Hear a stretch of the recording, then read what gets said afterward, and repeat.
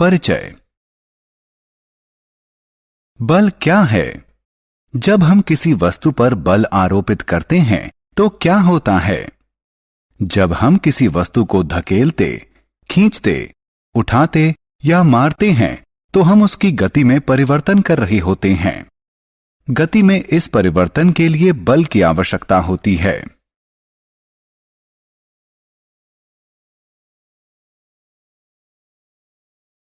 उद्देश्य। इस पाठ के अंत में आप निम्न करने में सक्षम हो जाएंगे।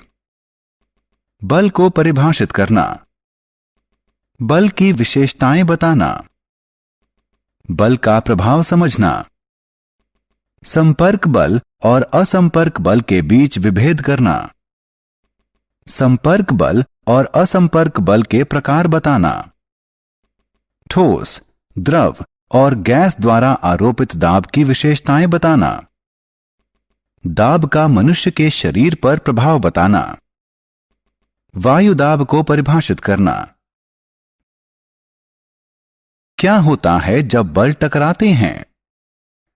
यदि आप एक भारी बक्सा लेते हैं और उसे खिसकाने की कोशिश करते हैं तो वह नहीं हटेगा।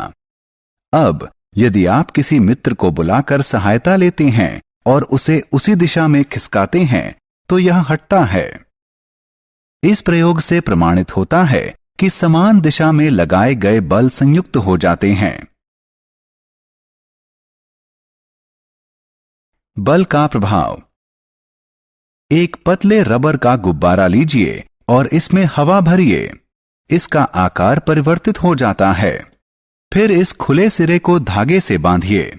अब हवा भरिए, गुब्बारे को दबाइए, फिर से आकार परिवर्तित हो जाता है। यह बल के प्रभाव के कारण होता है। जब आप फुटबॉल खेलते हैं तो फुटबॉल को मैदान के केंद्र में रखते हैं। जब आप इसको मारते हैं तो यह वांछित दिशा में आगे बढ़ती है।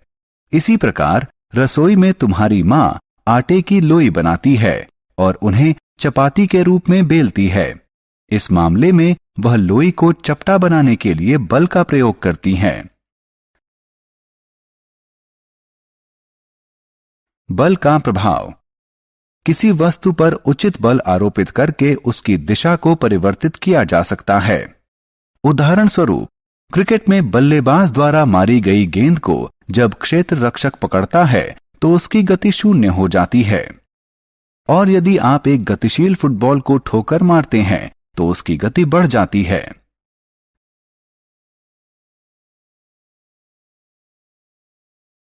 बल के प्रकार। बल के दो मुख्य प्रकार हैं, संपर्क बल और असंपर्क बल। पेशीय बल, घर्षण बल इत्यादि संपर्क बल का उदाहरण है। इसी प्रकार चुंबकीय बल, स्थिर वैद्युत बल, गुरुत्वीय बल इत्यादि असंपर्क बल के उदाहरण हैं। संपर्क बल। क्या आप टेबल पर रखी किताब को बिना छुए बढ़ा या उठा सकते हैं? या क्या आप एक बाल्टी पानी को बिना पकड़े उठा सकते हैं? दोनों मामलों में उत्तर है नहीं।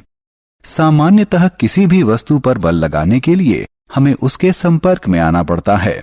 अतः हम कह सकते हैं कि संपर्क बल वह बल होता है जो पिंड के वास्तविक संपर्क में आने पर ही लगता है। मूलतः ये दो प्रकार के होते हैं, पेशीय बल और घर्षण बल।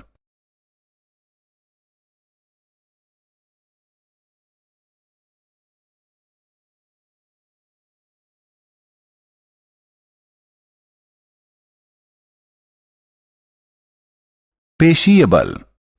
जब हम किसी वस्तु जैसे कि बक्से को खिसकाते हैं या बाल्टी को उठाते हैं तो बल हमारे शरीर की पेशियों की गतिविधि द्वारा लगाया जाता है। इस बल को पेशीय बल कहते हैं।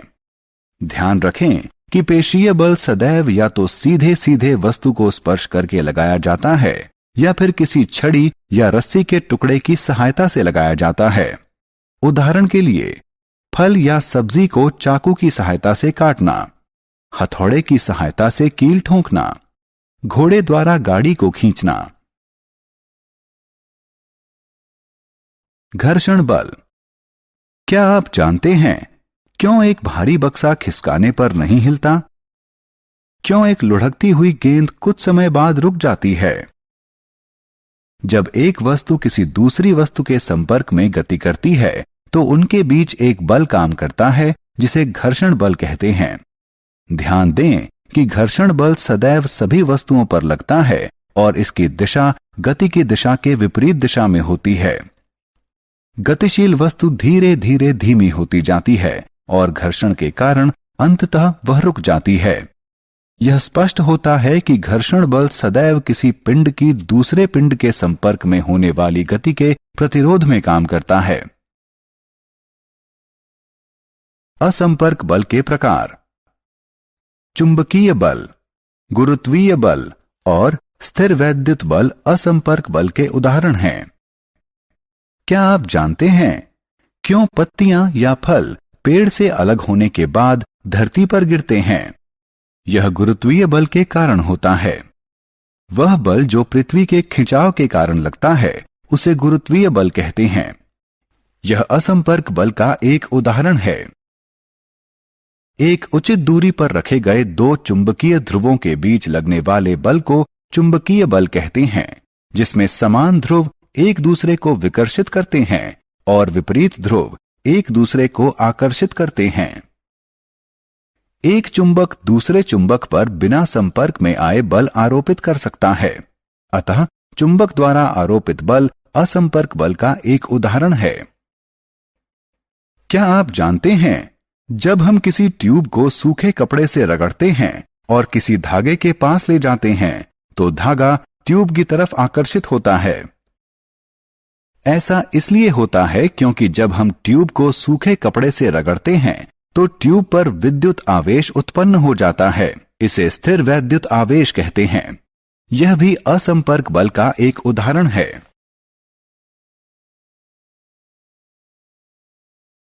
दाब। आइए एक गतिविधि करें।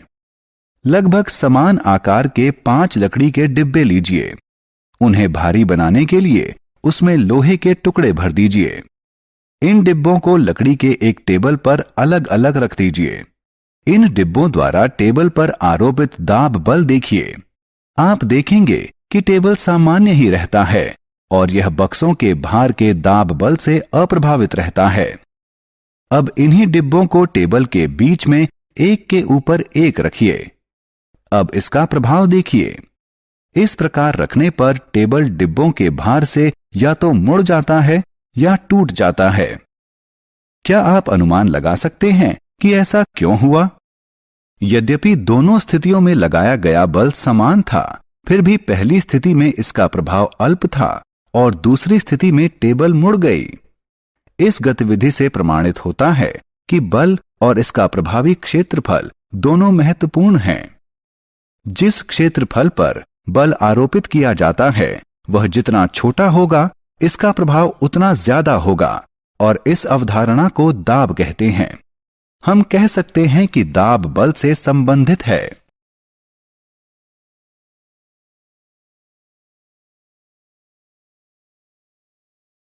दैनिक जीवन में दाब के उदाहरण। क्या आपने कभी ध्यान दिया है कि विद्यालय के बस्ते चौड़े पट्टे वाले क्यों होते हैं? धारदार चाकू भोथरे चाकू से बेहतर क्यों काटते हैं? और सुई की नोक नुकीली क्यों होती है? अपने दैनिक जीवन में हम सभी दाब के प्रभाव का अनुभव करते हैं। विद्यालय के बस्ते में चौड़े पट्टे इसलिए होते हैं कि बस्ते का भार बच्चे के कंधे के ज्यादा हिस्से पर आरोपित हो, जिसके परिणाम स्वरूप कंधों पर दबाव कम पड़ता है और कम दबाव के कारण भारी विद्यालयी बस्ते को उठाना अपेक्षाकृत सरल हो जाता है। एक धारदार चाकू की धार बहुत पतली होती है। यह वस्तुओं को बेहतर ढंग से काटता है क्योंकि इसका संपर्क क्षेत्र बहुत ही कम होता है। हमारे हाथ का बल एक बहुत छोटे क्षेत्रफल पर आरोपित होता है, जिससे भारी दबाव उत्पन्न होता है और यह भारी दबाव वस्तु को आसानी से काट देता है। इसके नुकीले सिरे के कारण सुई वस्त्र के एक बहुत छोटे क्षेत्रफल पर बल आरोपित करती है, जिससे भारी दबाव उत्पन्न होता है जो वस्त्र में छिद्र करने के लिए पर्याप्त होता है। क्या द्रव और गैस भी ठोस की तरह दबाव आरोपित करती हैं? क्या आप जानते हैं कि जब आप गुब्बारे में हवा भरते हैं तो क्या होता है? यह सभी दिशाओं में दाब आरोपित करता है, जिसके कारण गुब्बारे का आकार बढ़ता है और प्रत्येक दिशा में समान वृद्धि दिखाई देती है। द्रव के लिए भी यही सही है। यह सभी दिशाओं में दाब आरोपित करता है। जब एक प्लास्टिक की एक थाली जल में डूबती है तो यह तली में नहीं जाती। यह सदैव पानी के भीतरी दाब के कारण शीशे के पाइप के प्रतिकूल दाब के प्रभाव में रहती है। इससे प्रमाणित होता है कि जल भी प्रत्येक दिशा में दाब आरोपित करता है। वायु और हमारा वायुमंडल। हम जानते हैं कि हमारे चारों तरफ वायु है। पृथ्वी के चारों तरफ बने वायु के आवरण को वायुमंडल कहते हैं। वस्तुतः वायु में भार होता है और यह दाब आरोपित करती है। पृथ्वी की सतह पर वायु द्वारा आरोपित दाब को वायुमंडलीय दाब कहते हैं। ध्यान दें कि हम जितना ऊपर जाते हैं वायुमंडलीय दाब उतना ही कम होता जाता है। औसतन हमारे सिर पर 1 किलोग्राम प्रति वर्ग सेंटीमीटर वायु भार आरोपित होता है।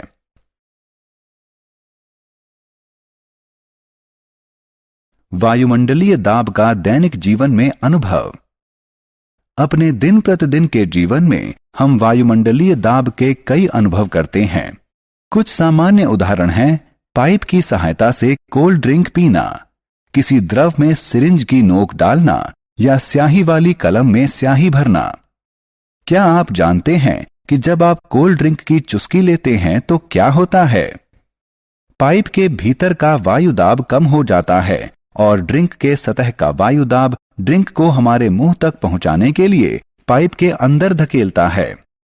सिरिंज के मामले में चिकित्सक इसकी नोक को द्रव्य में डालता है और पिस्टन को खींचता है, जिससे सिरिंज के भीतर का वायु दाब कम हो जाता है। दूसरे उदाहरण में रबड़ की ट्यूब लगी स्याही भरने वाली कलम में ट्यूब को दबाकर इसमें से वायु निकाल देते हैं, जिससे ट्यूब के भीतर का वायु दाब कम हो जाता है।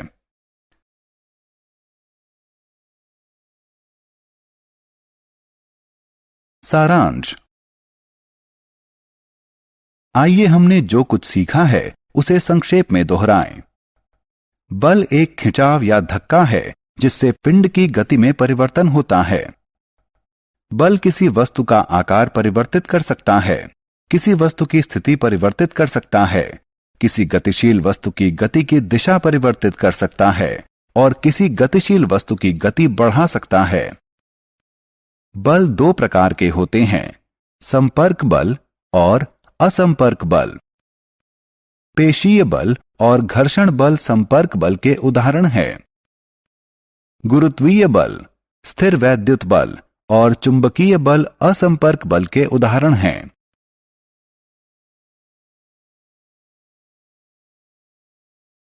बल प्रति इकाई क्षेत्रफल को दाब कहते हैं। ठोस का दाब उसके भार के कारण होता है और यह सदैव नीचे की ओर आरोपित होता है, लेकिन द्रव और गैस का दाब नीचे, बगल में और ऊपर भी यानी चारों तरफ आरोपित होता है। पृथ्वी के चारों तरफ बने वायु के आवरण को वायुमंडल कहते हैं।